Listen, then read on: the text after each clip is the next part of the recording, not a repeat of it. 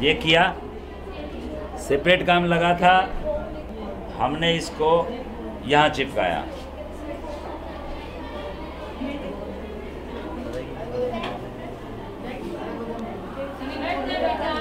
क्या बन गया ये? इसको छोड़।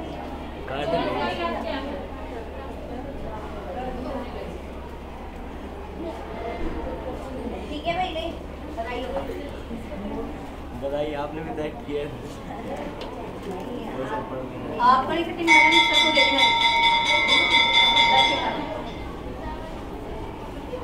क्या बना ये? अब ये सरदार बनता जा रहा है कि नहीं? ये अपने व्हीकल से जाने वाले होंगे तुम तो? कोई वैसे तो नहीं रहता ना। थोड़ा फीडबैक दे जाना, जिसने फीडबैक देना है वो फीडबैक दे देना। वो लिख के दिया किसी ने? हाँ, ये रही। और कल लिख के ले आना आप सब। अब ये देखो,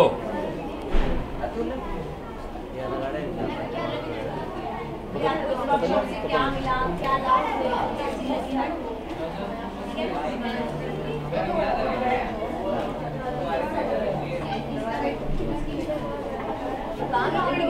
लगाना पड़ेगा, वो देख के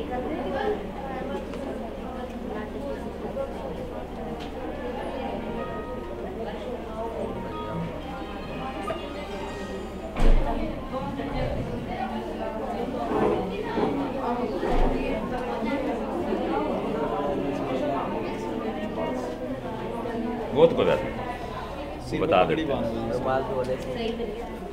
अगर हम इसको पगड़ी पहना दें तो ये सरदार बन गया, नहीं तो ये मुसलमान है ही नहीं, बिना मूछ और दाढ़ी वाला। जिसकी मूछ नहीं होती और दाढ़ी होती है वो कौन है? अब अगर इसको मूछ लगा दें और पगड़ी पहना दें तो क्या बन जाएगा? सरदार, यानी जैल सिंह।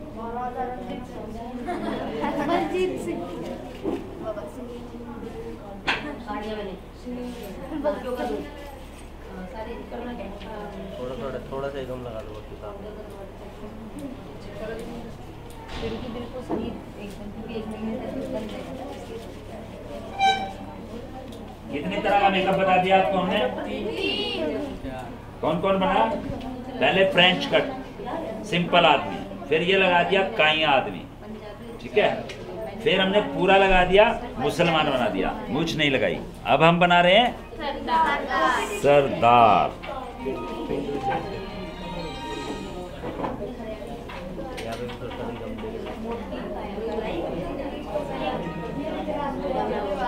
और सरदार भी कितनी तरह के होते हैं? एक तो इसकी मूछ ऐसे कड़क, ठीक है, एक तो मूछ ऐसे करके रखता है, ठीक है, एक तो वो मूछ ऐसी रखता है एक सरदार को, ठीक है, और एक ऐसा कि वो मूछ तो ऐसी रखता है लेकिन झुका लेता है ऐसे, ठीक है। अगर इसको नीचे की तरफ चिपका देंगे तो ये अलग तरह का सरदार हो जाएगा, अगर ऐसे कर देंगे तो ये दूसरी तरह का सरदार, ठीक है, समझ आ गई? इसको करने के लिए, टिकाने के लिए हम लोग गीला कपड़ा करके या ऐसे सूखा ही इसको ऐसे कर देते हैं ताकि ये जल्दी से उतरे ना, ठीक है। आगे समझ में? आज के लिए काफी है। और ये जो बीच बीच में कहीं कहीं बाल रह गए हैं, दिखाई देता है जैसे पैच आ गया, तो उसको हम आईब्रो पेंसिल से भर देते हैं ताकि ये लगे कि वहाँ भी बाल हैं, तो ओरिजिनल लगने लगता है, ठीक है। फीडबैक ले लो सर। हाँ, फीडबैक। अब एक एक करके आप। नाक चढ़ा रहा है, इसको दर्द हो रही है, ये तो दर्द होता है। यस सर, हमने लगवाई हुई है सर, बहुत दर्द होता है। इसकी मम्मी को तो दिखा दो सर, उतार क्यों रहे हो? नहीं कहेंगे मैडम फेस कराओ, देखिए नहीं, ये फोटो में देखेंगे। अब ये उतरना मुश्किल है ना, अब इसके बाद जब हम उतार देंगे इसको, ये वेस्ट हो गई, इसको फेंक देंगे, दोबारा यूज नहीं होती है। ये दोबारा यूज नहीं होगा ना, ये स्टूडेंट साढ़े बैठ जाओ। यूज़ करते नहीं हैं, हो जाए तो भी नहीं करते हैं। क्यों नहीं करते हैं? वो आप पहले कि किसी और की स्किन की इन्फेक्शन दूसरे को ना हो जाए। मान लो किसी को हो स्किन इन्फेक्शन, तो वो दूसरे को ना हो जाए। अब ये बहुत मुश्किल है उतरना, तो क्या करेंगे? धो देंगे। नहीं, अभी धोएंगे नहीं। हमने ये एक नारियल का तेल मंगवाया हुआ है, पता है किस लिए मंगवाया है? उतारने के लिए सर। पकड़ो, कॉटन साथ में मंगाइए, कॉटन।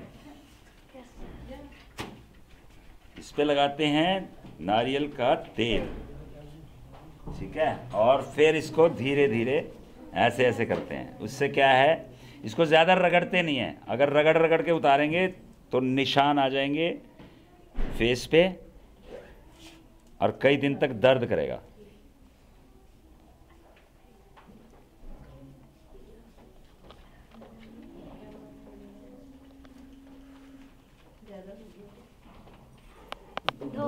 धो लेते हैं।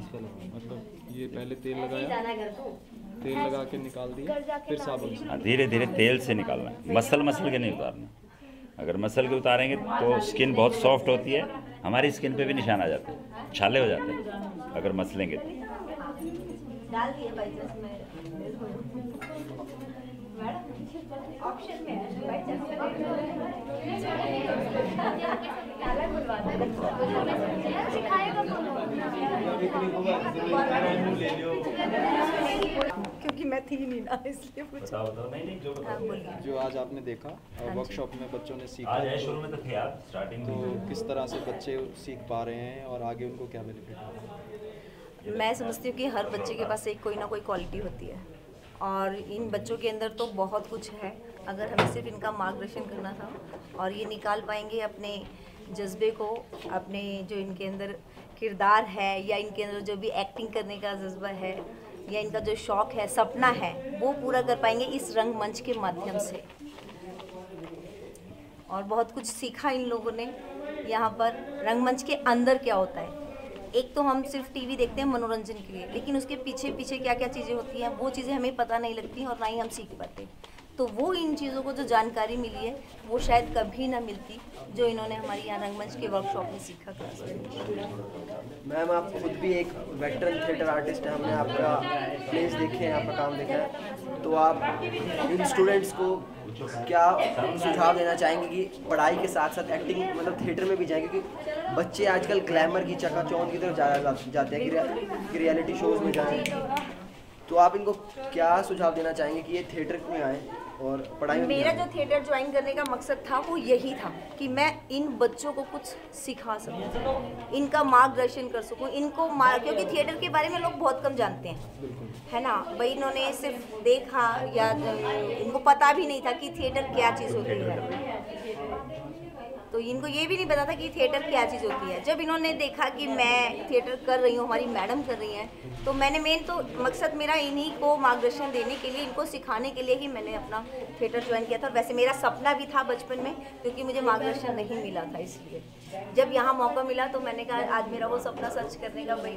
मौका मिला है, इसको पूरा करने का दिन आ गया तो मैं ज़रूर करूँ। और इन बच्चों को मैंने वो लगन दी थिएटर में काम करने के बाद, मेरे देखने के बाद इनको लगा, इच्छा हुई कि मैडम भी हमें भी करना चाहिए और जो इनका सपना है शायद वो यहीं से पूरा हो सकता है, रंगमंच से। और मैम आप ये 10 दिन से वर्कशॉप चल रही है और आपने जैसे बच्चों ने अपना फीडबैक दिया कि उनको बहुत चेंजेस आए, आपको भी क्या इनमें बदलाव लगा 10 दिन पहले से और अभी? हाँ, ये बिल्कुल इतने उत्साहित थे अपने, मतलब इनको शायद पढ़ाई, हम ये नहीं कहते कि इन्होंने अपनी पढ़ाई वेस्ट की, लेकिन यहाँ इन्होंने जो सीखा, पढ़ाई तो ये हमेशा ही करेंगे और इनको पढ़ने के लिए सभी उत्साहित करते हैं, लेकिन जो चीज़ इन्हें यहाँ सीखने को मिली वो शायद कभी भी नहीं सीखते। Thank you. तो जो theatre workshop Holi child school में हो रही है 10 दिन से, तो उसमें आपने भी बच्चों के साथ लग के सिखाया और सीखा, तो आपको क्या लगता है कि बच्चों के व्यक्तित्व विकास में किस प्रकार से सहायक हो रही है? हाँ जी, जैसे हमने ये वर्कशॉप अटेंड की है, बच्चों को देखा है। पहले जैसे बच्चों में सृजनात्मकता क्रिएटिविटी तो थी, लेकिन उसको बाहर नहीं निकाल पाते थे। अब उनको मोटिवेट किया गया है, उन्होंने अपने आप से कहानी बनाई, कहानी से फिर उसको एज ए प्ले कन्वर्ट किया। तो बच्चों से इसे पता चलता है कि उनमें क्रिएटिविटी है, लेकिन अगर उनको मोटिवेट किया जाए तो वो उसको बाहर ला सकते हैं इस तरह से। मैम, मैं आपसे पूछना चाहूँगी कि आपने भी क्या पहले कभी थिएटर किया था या कुछ ऐसा कभी सोचा कि थिएटर ज्वाइन करूँ या एक्टिंग की लाइन में जाऊँ? नहीं, मैंने ऐसा पहले कभी सोचा तो नहीं था, लेकिन जैसे देखते हैं वैसे इंटरेस्ट था। जैसे स्कूल लेवल में हमारी कभी ऐसी वर्कशॉप हुई नहीं, तो अब ये वर्कशॉप जैसे अटेंड करके एक अच्छा अनुभव सीखने को मिला। कॉन्फिडेंस लेवल में बच्चों के साथ साथ हमारे कॉन्फिडेंस लेवल में मतलब प्रोग्रेस हुई है इससे। और आप आगे इस वर्कशॉप को देखने के बाद आप थिएटर करना चाहेंगे? Yes, of course. Thank you madam. In reading 9th A4 class. मेरे को वर्कशॉप के अंदर बहुत फ़ायदा हुआ। मैं पहले अच्छी तरह नहीं बोल पाता था, अब अच्छी तरह बोल पाता हूँ। और पहले चलना अच्छी तरह नहीं आता था, अब अच्छी तरह चल पाता हूँ। My name is Adarsh, I read in 8th class. मेरे को वर्कशॉप से ये फ़ायदा हुआ है कि मैं अपनी पढ़ाई में पहले मन नहीं लगा पाता था, लेकिन वर्कशॉप के माध्यम से मैं आज कल कुछ सही से पढ़ पा रहा हूँ। ध्यान लग रहा है मेरे क्लास में, और जो पीरियड खाली जाते हैं उनको पूरा करने में वर्कशॉप मतलब ये रंगमंच वाली वर्कशॉप मेरे बहुत काम आई है। My name is Piyush, I read in 7th A2 class.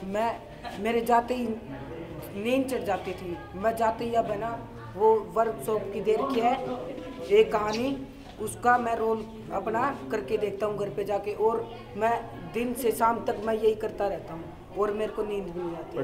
पढ़ाई में बहुत ज़्यादा मन लगने लगा है। और भाई? हाँ जी बेटा। My name is Ajay Sharma, I read in 9th A4 class. पहले मैं ज़्यादा टीवी देखता था, लेकिन अब इतना नहीं देखता और पढ़ाई में अच्छा होने लगा। ओके, और कोई फ़ायदा? अब ज़्यादा थकान भी नहीं होती ज़्यादा। बुक अच्छी लगती है? Yes. My name is Pradeep Saini, I read in 9th A4 class. पहले मुझे दूसरों पर बहुत गुस्सा आता था और बहुत ही टेंशन रहती थी, लेकिन अब वर्कशॉप के माध्यम से हमें गुस्सा नहीं आता और टेंशन भी नहीं। मतलब अब गुस्सा आता है तो खुद पे गुस्सा आता है कि क्यों गुस्सा आ रहा है? मैं इनसे पूछना चाहूँगा, जब मैं स्कूल में पढ़ता था हमारी क्लास में एक जैसे हर क्लास में होता है एक डॉन हुआ करता था, तुम्हारी क्लास का भी होता होगा। उसने भी वर्कशॉप अटेंड की होगी, जैसे जो तुम्हारी क्लास में बदमाशी करता होगा, जो सबसे नहीं की। तो मैं कहूँगा कि आप ज़रूर उसको भी कराओ और उसमें भी चेंजेस आएंगे। सर छुट्टियों के बाद इसको कहेंगे। हाँ जी बिल्कुल, छुट्टियों के बाद सर दोबारा से शुरू करेंगे वर्कशॉप और फिर से उसे अटेंड करो। Thank you. और कोई बच्चा है? सर मैं हाँ बोलो। बोलो, इधर आओ। नाम बोल। My name is Sachin Shrova, I read in 9th A4 class. मुझसे इसे पढ़ाई में बहुत फ़ायदा हुआ है। पहले मेरा पढ़ाई में मन नहीं लगता था, पढ़ाई में मन लगता। माय नेम इज़ योगेश याग, आई read in 9th A5 class. रंगमंच से हमें कॉन्फिडेंस मिला है। मैं पहले कैमरे के आगे बोल नहीं सकता था, अब लेकिन बोल सकता हूँ। फंक्शन में कोई भी भाग लेने से डरता था, लेकिन अब ले सकता हूँ। Thank you. My name is Dheeraj, I read in 9th A4 class. 9th A4 class. पहले मैं क्या कहते कहीं भी गाना गाने से डरता था, अभी मैं क्लास में कहीं भी गाना गा सकता हूँ। ये रंगमंच के नाटक। आप गाना गाते हो? Yes sir. सुनाओ एक लाइन। कोई भी गाना सर, कोई भी जो आपका फेवरेट है। कुड़िए नी तेरे ब्राउन रंग ने मुंडे पट्ट दे नी सारे मेरे टाउन दे, कोई कमी उत्ते जावे ना रोटी